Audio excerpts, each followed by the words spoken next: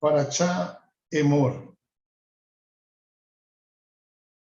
Amados, el privilegio y la responsabilidad fundamentales de todos los hijos de Israel o de todas las personas ordinarias por igual es la santificación del nombre de Dios por medio de su comportamiento tanto entre los hijos de Israel como entre los gentiles, por medio del estudio de la Torá y el cumplimiento de los preceptos de los mandamientos de las mitzvot, y asimismo a través de tratar a los demás, a las demás personas de una forma generosa, de una forma considerada y de una forma honesta.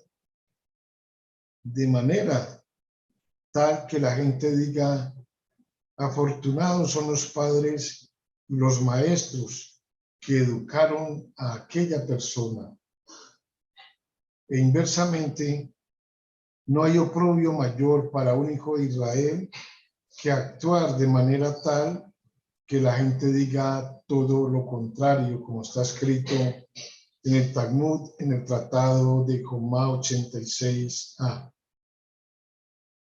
Este versículo constituye el mandamiento general de entregar la vida para santificar el nombre de Dios, cuando lo requiera la halajá, como en los casos en que la idolatría, el adulterio o el asesinato serían los únicos medios para salvarse.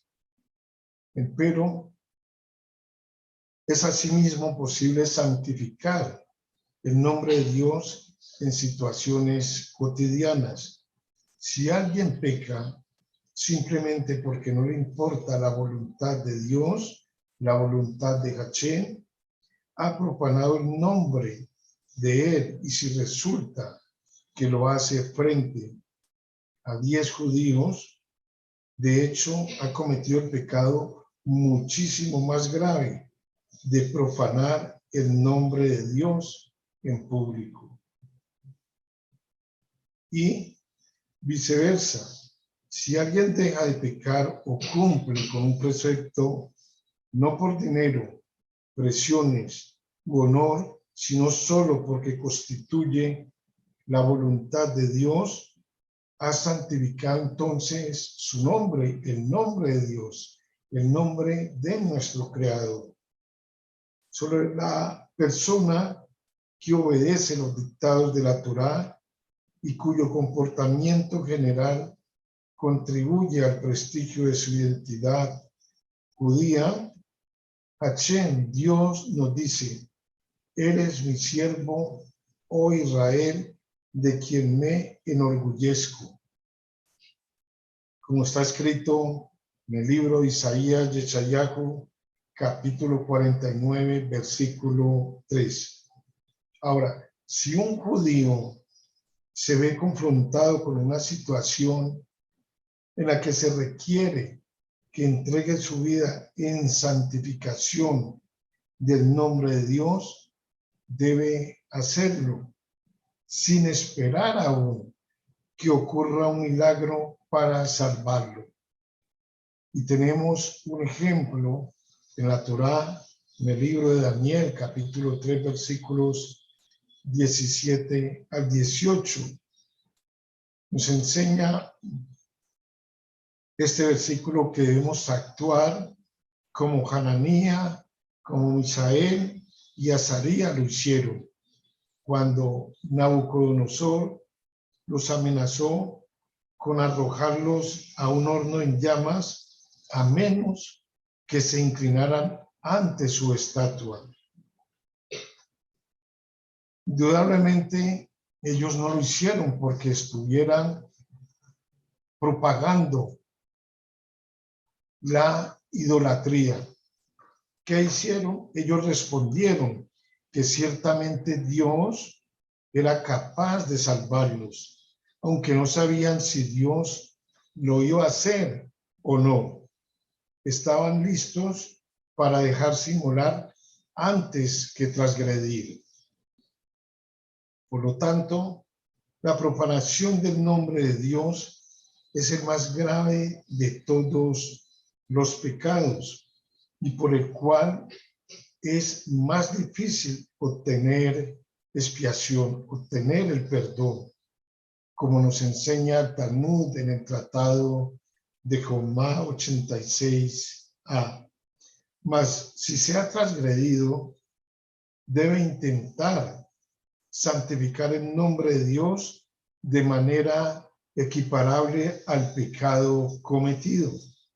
Por ejemplo, quien ha difamado a otros debe estudiar Torá usando su don del habla para enunciar palabras santas llenas de sabiduría. Quien usó sus ojos para ver cosas prohibidas debe llorar. Y quien cometió muchos pecados debe hacer muchas misbot, o practicar muchos mandamientos. Si dedican su vida a mi servicio, me dedicaré personalmente a ustedes, dijo Hashem, dijo nuestro Creador. Yo mismo regularé sus actividades y no por medio de intermediarios, ya que yo los saqué y los liberé de Egipto, bajo la condición de que me santificara. Al salvarlos de la esclavitud, dice Hashem, los hice míos y tengo, por ende, tengo autoridad, tengo derecho a imponerles exigencias según la explicación de Rambam.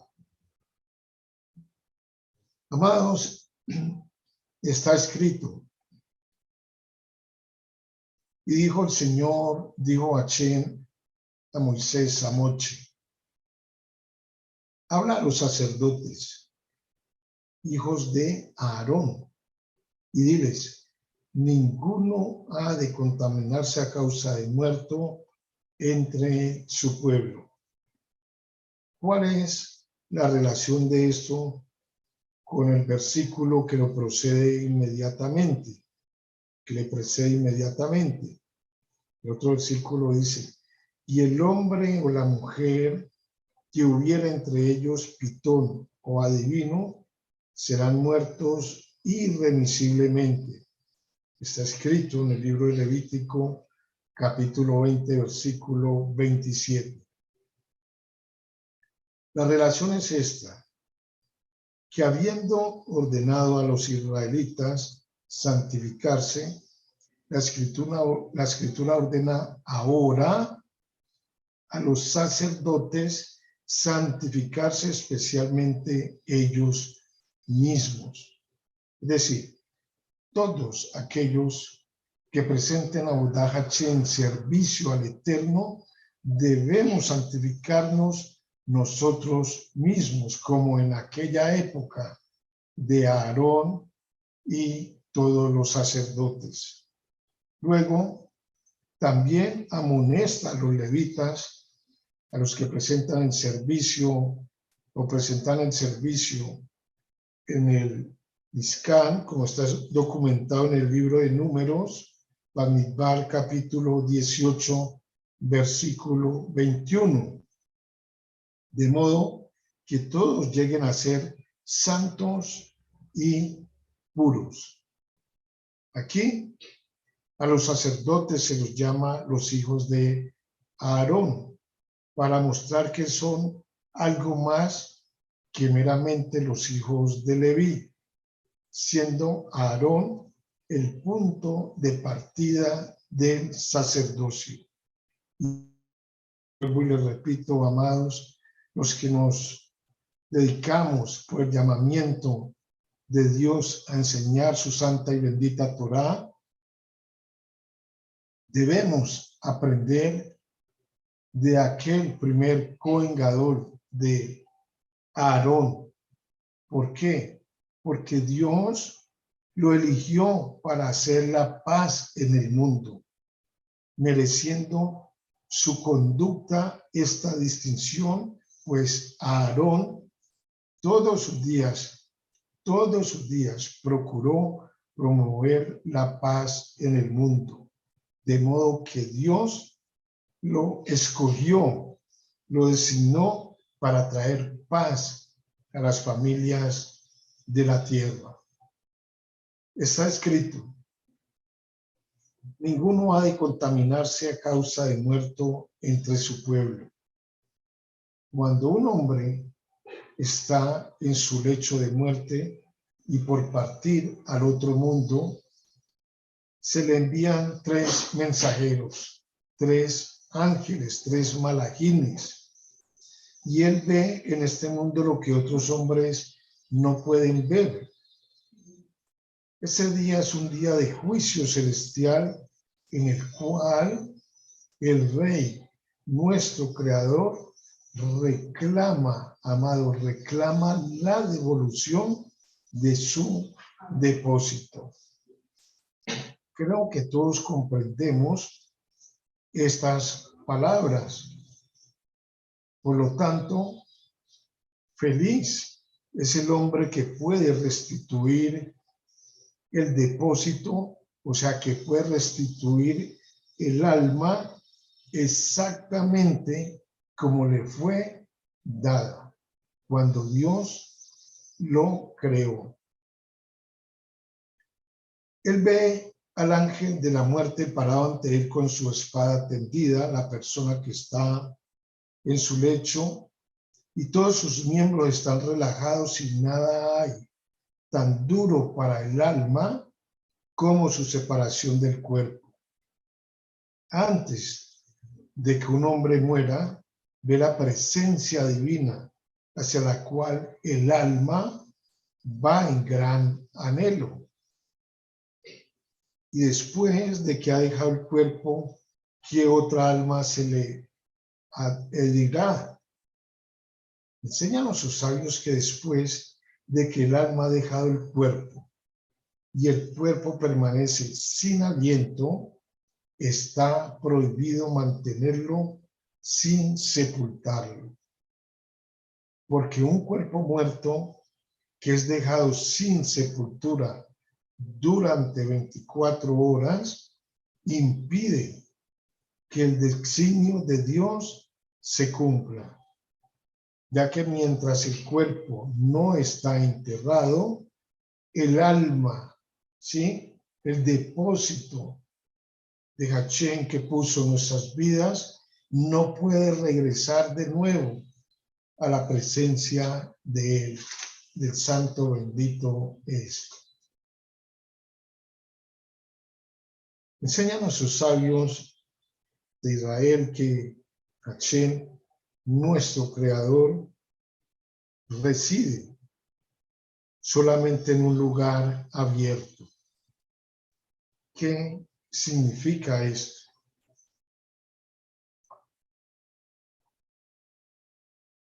Son nuestros sabios que él reside en un lugar abierto, reside en una vasija quebrada, como está escrito, en aquel que es de espíritu contrito y humilde, escrito en el libro de Isaías, Yechayahu. Esto es así porque este lugar es más perfecto que todos. Cuando un hombre se humilla, la grandeza celestial puede descansar sobre aquel. Si un hombre se humilla, Dios lo alza. Por eso el sacerdote debe, por encima de todos los otros, ser completo y no mostrar ninguna tacha. Y por eso la Escritura advierte a los sacerdotes: cualquiera de tus simientes que tenga una mancha no podrá servir, como está escrito en el libro de Levítico, Vayikra, capítulo 21, versículo 21. Enseñan los sabios de Israel nuevamente que así sobre cada día abajo es designado un día arriba. Y el hombre ha de poner cuidado en no dañar ese día. Y bien, el acto abajo estimula una actividad correspondiente arriba. Así, cuando un hombre hace acciones bondadosas sobre la tierra, despierta generosidad arriba en el cielo y descansa sobre ese día que es coronado con ella, merced a él. Similarmente, si realiza un acto el hombre de misericordia, corona a ese día con misericordia y ese día se vuelve su protector en la hora de la necesidad. Así también, si efectúa una acción cruel, una acción mala, tiene un efecto correspondiente en ese día y lo daña, de modo que subsiguientemente se le vuelve cruel y trata de destruir, dándole medida por medida, nidá kinede nidá. Los hijos de Israel se abstienen de crueldad más que todos los otros pueblos y no deben exteriorizar ningún acto de esa especie, pues muchos ojos atentos los miran, muchos ojos atentos los miran. Aquí nos enseña Pirkei Avot que el buen camino que el hombre debe seguir es el del buen ojo. Buen ojo es el que mira con benevolencia a nuestro Creador, a su santa y bendita Torá y al prójimo.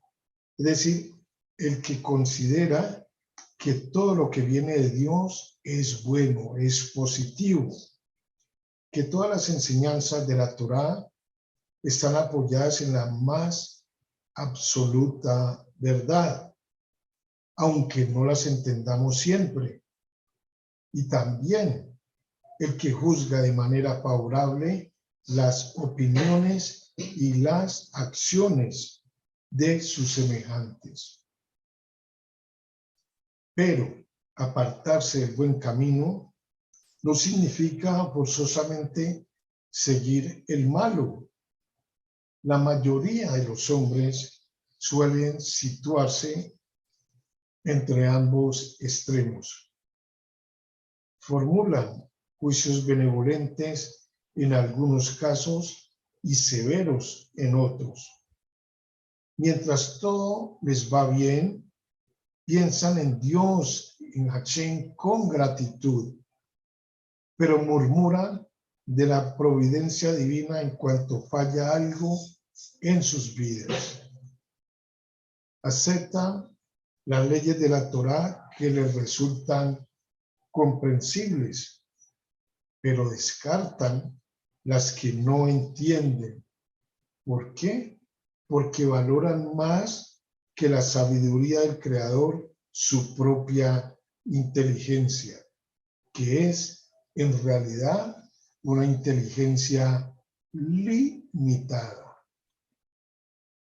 Se muestran indulgentes con sus amigos, pero pierden el sentido de la equidad cuando se trata de juzgar a algún adversario o alguna otra persona. Desde luego, no es este el buen camino que el hombre debe tomar, pero el mal camino es aquel en el que la persona lo mira todo con mal ojo, con ajin hará. Entonces, todo le parece definitivamente mal. Desaprueba la forma en que Dios ha organizado el mundo e infringe ostensiblemente las leyes sagradas, como aquel rey judío que maltrataba a su propia madre y cuando le reprendían, dijo que solo lo hacía para enfurecer a Dios. De más está decir que semejante persona solo puede portarse mal con su prójimo. Por eso dice el rabí Eliezer, cuídate del mal ojo, apártate siempre de él, porque el mal camino es el que conduce al abismo. Entonces, no basta con que una persona no se comporte siempre como buena compañera para afirmar que se encuentra en el mal camino. El mal compañero es aquel que se complace en corromper a sus semejantes. El que actúa de una forma o de una manera fría y reservada con la gente que le rodea no debe ser considerado por ello un mal vecino, pero el que atormenta, atosiga y perjudica por cualquier motivo a los que viven a su lado, ese sí va por el mal camino. Y eso también tiene que ver en los diferentes ámbitos de nuestra vida, en nuestro diario vivir, y para ello tenemos un ejemplo que tiene que ver respecto a los préstamos. Veamos. Si alguien no reembolsa lo que se le ha prestado, pierde su crédito. Eso es normal, ¿cierto? No tarda tampoco en adquirir fama de mal deudor. Y como consecuencia de ello, nadie les presta más dinero y él se va a la quiebra de una manera inevitable. Este razonamiento corresponde a una verdad de experiencia que no admite ninguna discusión. Aparentemente, el contrario de evaluar las consecuencias es no evaluarlas. Pero lo que realmente se opone al hecho de prever el resultado de nuestros actos es el hecho de contemplar perfectamente los efectos que van a producir nuestras malas acciones sin renunciar por ello a cometerlas. El que no prevé lo que va a suceder después no está ni en el buen camino ni en el malo. Solo cuando una persona se da cuenta de las tristes consecuencias que va a acarrear un insensato comportamiento y cuando a pesar de ello no modifica sus intenciones, solo entonces se encuentra en el camino que conduce al abismo. Muchas personas pueden sentir en determinado momento la necesidad de recurrir a un préstamo, ¿cierto? Lo hacen con las mejores intenciones y piensan pagar al vencer el plazo, pero llega la fecha y se ven en la imposibilidad de saldar aquella deuda. El rabino Shimon no se refiere a esta categoría de deudores, se refiere a los que no tienen la menor intención de pagar desde el momento en que piden el préstamo. O sea, de antemano ya hay la maldad en aquella persona de hacer un préstamo para no pagarlo posteriormente.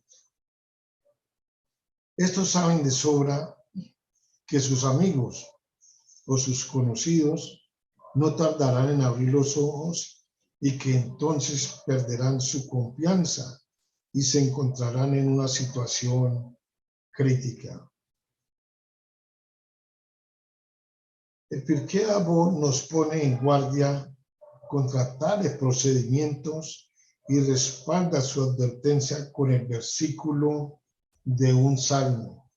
El versículo no dice, lo ve racha velo mechalen, sino velo yechalen, es decir, el malvado es el que no piensa reembolsar el dinero desde el preciso instante en que recibe el préstamo. Pero el Dios de justicia es misericordioso y regala al acreedor lo que el malvado le ha usurpado. Por esta razón, nos dicen nuestros sabios, el mal pagador contrae la deuda en cierto modo con Dios, ya que Dios reembolsa, se encarga de darle el dinero al acreedor en su lugar. Así pues, la obligación de toda persona no es solo calcular las consecuencias de sus acciones, sino también actuar de acuerdo con sus previsiones, es decir, alejarse de todo lo malo que ha podido presentir. En el Salmo 37, capítulo 21 está escrito, el impío toma prestado y no paga, mas el justo tiene misericordia y da. Esto es para expresar lo que deben ser las relaciones del hombre, tanto con su creador como con sus semejantes. El malvado que se desentiende de Dios y de su santa ley, que solo vive para el placer y no cumple con sus obligaciones en este mundo, tiene que saber lo que le acarreará inevitablemente esa forma de actuar. Así como el deudor de mala fe no puede escapar de su justo castigo en esta vida, del mismo modo el que se dedica a contraer deudas con Dios y no se preocupa por obedecer sus mandamientos, deberá pagar por su comportamiento. El hombre es la obra maestra de Dios. Somos la obra maestra de nuestro Creador. El hombre quien le aventajó con relación a las demás criaturas. El hombre tiene un cuerpo perfecto, camina de pie, con la frente despejada, sus manos poseen habilidad. Por lo tanto, Dios, Hashem, insufló en él parte de su espíritu, le concedió el beneficio de la razón y de la inteligencia y le gratificó con el don de la palabra. Lo único que el Todopoderoso le exige o nos exige a cambio de tantas bondades son dos pequeñas cosas, que son la obediencia y el amor. Si el hombre se los niega, es como si no pagara sus deudas y algún día se le demandará. En cuanto a nuestro pueblo, en particular al pueblo de Israel, los favores que Dios, que Hashem, le ha otorgado y sigue otorgándole son aún más numerosos. Él, Hashem, ha elegido a Israel entre todas las naciones de la tierra y la ha elevado hasta su altura.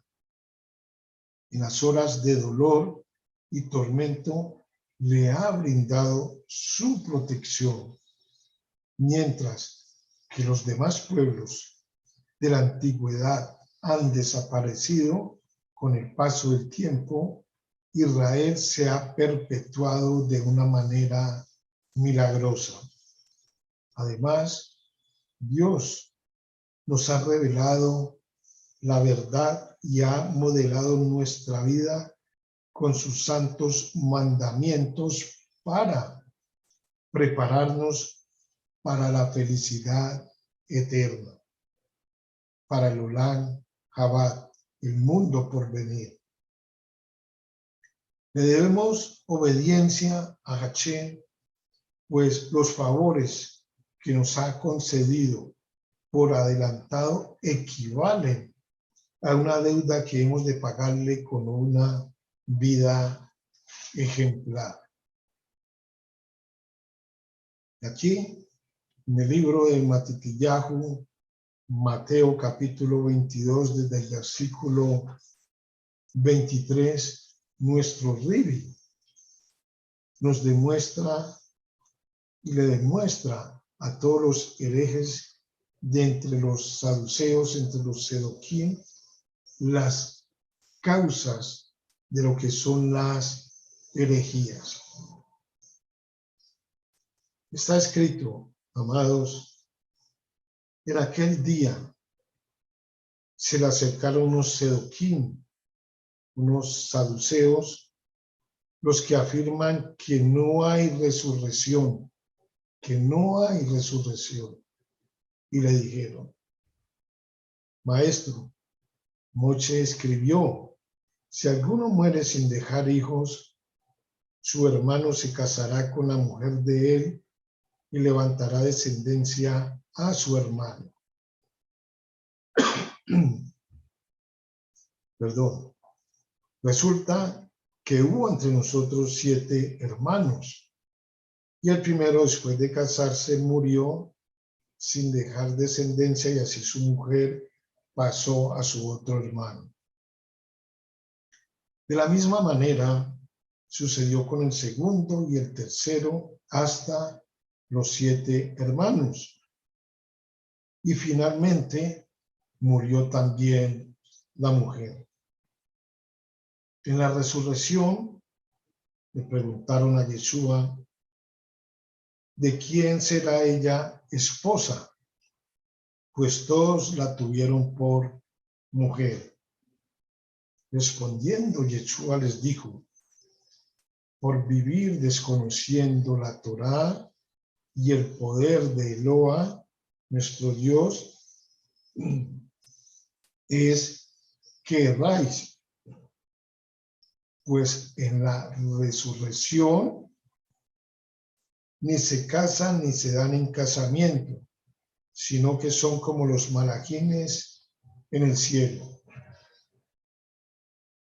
Pero acerca de la resurrección, tema que vamos a continuar explicando, de los muertos, ¿no habéis siquiera leído lo que Eloa os ha enviado a decir cuando dijo, yo soy el Eloa de Abraham, y el Eloa de Isaac, y el Eloa de Jacob?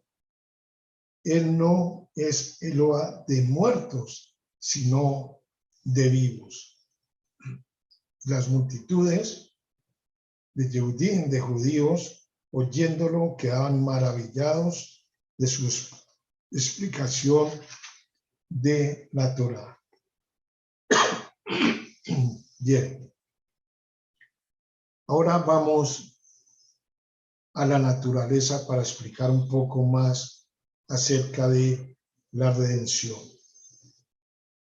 Vamos a la naturaleza misma del hombre, como está escrito en la Torá, en el primer libro de Moisés, de Moche, en Sefer Berechí, en el capítulo 2, versículo 7. Dice, y Elohim, Dios, formó al hombre del polvo de la tierra y sopló en su nariz Nisma Hayim, aliento de vida. Y el hombre vino a ser un Nefesh Hayá, un alma o un ser viviente.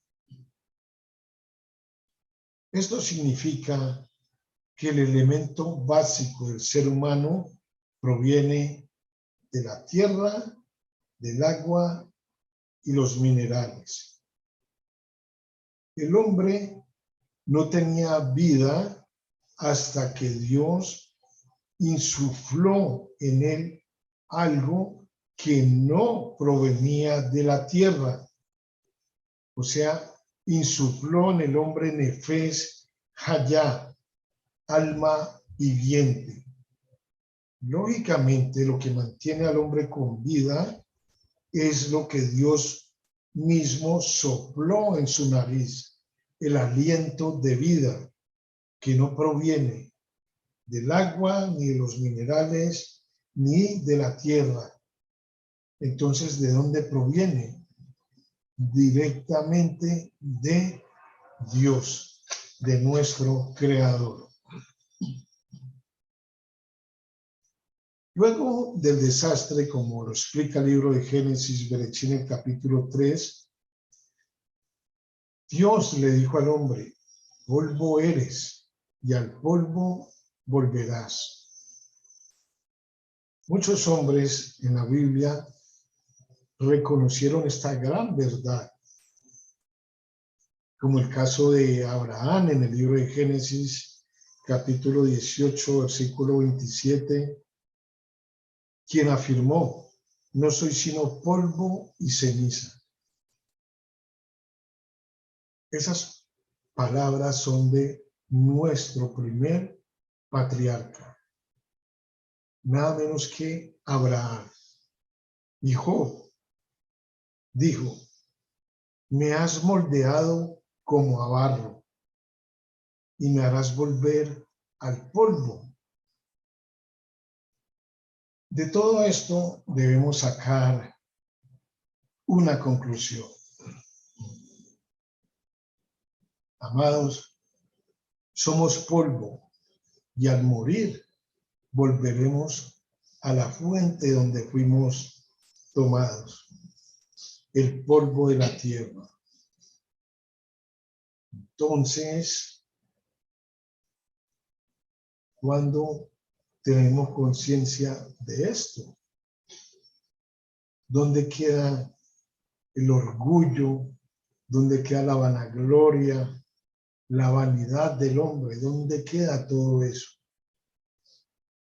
En la misma medida que comprendemos que venimos del polvo y regresaremos al polvo, esto no nos inspirará a ser más humildes, mejores personas y tener mayor respeto y reverencia por el Creador.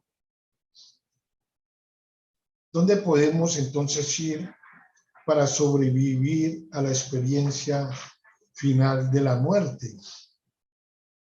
¿A qué fuente podemos acudir para tener la esperanza de la inmortalidad, si ya sabemos que somos polvo y al polvo volveremos?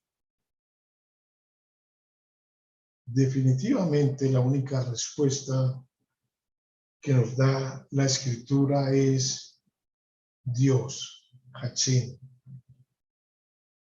porque solamente Dios posee el don de la inmortalidad, como ha sido explicado ya por los sabios, y así lo enseña también el más aventajado estudiante de nuestro santo maestro, el rabino Shaul de Tarso, el apóstol Pablo, cuando afirma: al único que tiene inmortalidad, que vive en luz inaccesible, sea el honor y gloria por los siglos de los siglos.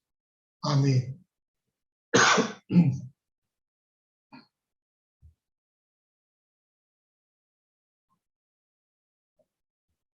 Así como Dios, como Hachén, insufló en nosotros aliento de vida para que el cuerpo tomado de la tierra pudiera ser un alma viviente, así también Él podría, si fuera su deseo, darnos el don de la inmortalidad para que vivamos para siempre. Y aquí cabe una pregunta. Y entonces, esto es una referencia a los que estamos vivos, Baruch Hashem, y los que ya murieron no tendrían esta oportunidad.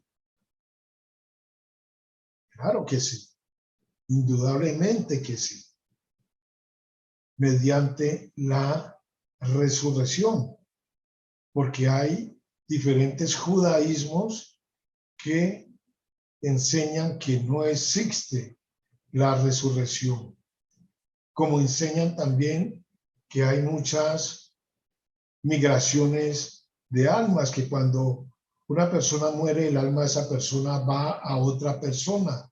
Esto es totalmente erróneo y no está de acuerdo a nuestro judaísmo nexarita. Por lo tanto, las personas que ya murieron tendrán esa oportunidad mediante la resurrección, como está escrito en el libro de Yohanan, capítulo 11 de Juan, versículo 25 al 26. Y todo aquel que vive y cree en mí no morirá eternamente. Entonces, hará Dios eso. Nos insuflará el don de la inmortalidad. Como es evidente de la Escritura, el soplo de vida es lo que nos da la vida y por tanto, cuando la Escritura habla de la muerte, lo hace indicando que nos fue quitado el aliento de vida, la Ruach Hayim o el Nisma Hayim, que son la misma cosa. Esto se hace evidente en algunos lugares de las Escrituras, como está documentado en el Salmo 104. Está escrito: escondes tu rostro, se turban, les quita la rúa, el aliento, expiran y vuelven al polvo. Es evidente de estos textos que lo que nos mantiene vivos es el aliento de vida que Dios, que Hashem nos dio, y que la muerte será el resultado del retiro de ese aliento o aire de vida de nosotros. En el libro de Eclesiastés, capítulo 3, versículos 18 al 20, está escrito: me dije también en cuanto a los hijos de los hombres, ciertamente Dios los ha probado para que vean que son como los animales,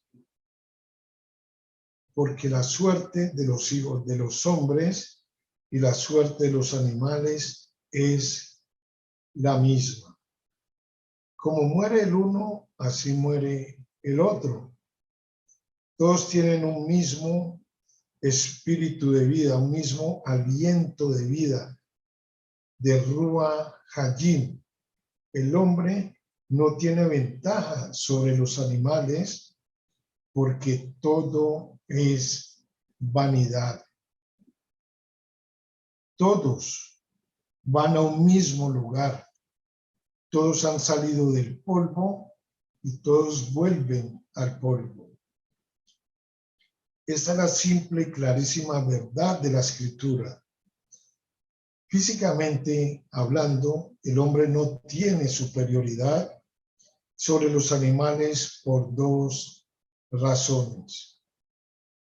Ambos procedemos del polvo de la tierra y ambos, al morir, nos volvemos polvo de la tierra de donde fuimos tomados, y ambos recibimos nefesh hayá del Creador para poder ser algo más que polvo. Esto es polvo con vida, carne con vida. Sin embargo, cuando Hashem retira su aliento, tanto ellos como nosotros regresamos a la fuente donde fuimos tomados, esto es, el polvo de la tierra. ¿Cuál es entonces la diferencia entre el hombre y los animales? Génesis capítulo 1, versículo 27 está escrito: Vayibra Elohim que Hadán besalmó Bechelechem Elohim bara oto sachar unequeba bara otam. Y creó Dios, atención a esto, amados, y creó Dios al hombre a su imagen, a imagen de Dios lo creó. Fuimos creados a imagen de Dios. Varón y hembra los creó, no más. Solamente varón y hembra. O sea, Dios no creó a los animales a su imagen. No. Dios nos creó al hombre y a la mujer a su imagen. La Torá, al indicar Selem y Demú, define el espíritu y nos confronta con uno de los principios básicos del judaísmo. No es posible elevarse a Dios por medio de lo material. Toa y Tamni, pero sí por medio del espíritu. Selem y Demú. Y estos son los dos elementos que hacen la gran diferencia. Primero, el hombre tiene dos vidas, una presente y otra por venir, mediante la resurrección. Representaron las dos yos, las dos letras yos del alfabeto hebreo que están en el término Hayim, que se escribe con la doble Y de Génesis, mientras que los animales solamente tienen una vida, que es la vida presente. Esto significa que el hombre recibe la promesa de una segunda oportunidad, que recibimos la promesa de una segunda vida, llamándolo así, como está escrito en el libro de Daniel, capítulo 12, versículo 2. Y cito: y muchos de los que duermen en el polvo de la tierra serán despertados, unos para vida eterna y otros para vergüenza y confusión perpetua. El punto clave es que desde el principio mismo hay indicaciones de que aun cuando el hombre y el animal comparten un mismo espíritu de vida, el hombre tiene una vida adicional, tiene espíritu de vidas en plural. El hombre fue hecho de Salmó Bechelen Elohim, a imagen y semejanza de Dios, es decir, tenemos la oportunidad de ser socios con Dios en la creación. Participamos de una misma naturaleza afín. Somos compatibles con Dios. Nos podemos comunicar entre nosotros mismos y podemos comunicarnos con Dios, con nuestro Creador. Consecuentemente, es la conciencia de Dios lo que nos hace diferentes al resto de la creación. Amados, para terminar, Está escrito en el capítulo 23 del libro que estamos estudiando actualmente, Vallicrá, de Levítico, desde el versículo 1. Habló Hachén a Moche diciendo: habla a los hijos de Israel, diciéndoles: las festividades de Hachén, a las que asignarán como convocaciones santas, estas son mis festividades, dice Hachén. 6 días harán labor y el 7º día es de descanso completo. Es una convocación santa. Si ninguna labor harán, es un Shabbat para Hachén en todas sus residencias.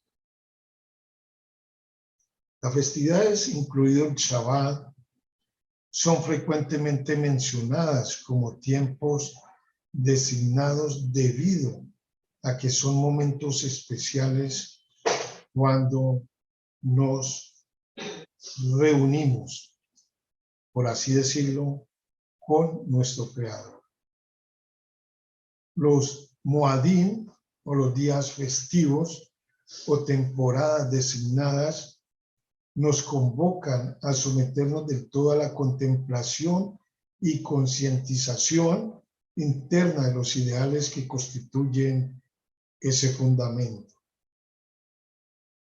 De la misma manera que Moed, que fiesta, en un sentido especial, se refiere a la localidad que los hombres tienen como lugar designado para congregarse con un propósito estipulado en la tienda de reunión, en la dimensión temporal, que es una oportunidad en la que se nos convoca de una manera comunal a realizar una actividad específica, en este caso a celebrar un día o a recibir un día de Shabbat o una fiesta de el Eterno.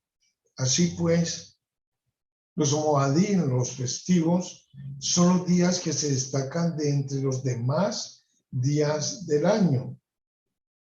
Los días festivos del Eterno nos instan a que interrumpamos la cotidianidad y dediquemos todas nuestras actividades espirituales a aquellos días.